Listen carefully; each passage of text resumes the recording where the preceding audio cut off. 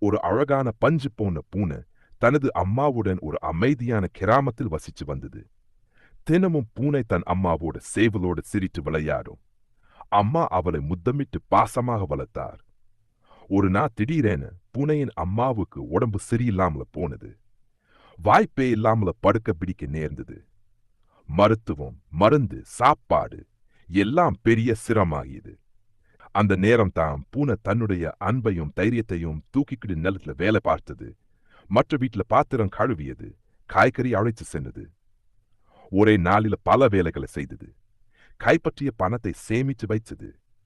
காலையிலிருந்து மாலை வரை வேலை செய்த பிறகும் பூனை அம்மாவுக்கு சூப்பும் காஷாயமும் சமைத்து கொடுத்து அருகில் அமர்ந்து அம்பா தாளாட்டியது. பல நாட்களுக்கு பின் அந்த பூனையின் உழைப்பும் நம்பிக்கையும் வெற்றி பெற்றது.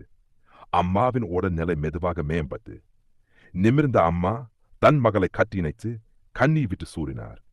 நீதான் என் சக்தியும் என் சந்தோஷமும். அந்த நாள் முதல் பூனையும் தன் அம்மாவும் மீண்டும் சந்தோஷமா வாழ்ந்தார்கள்.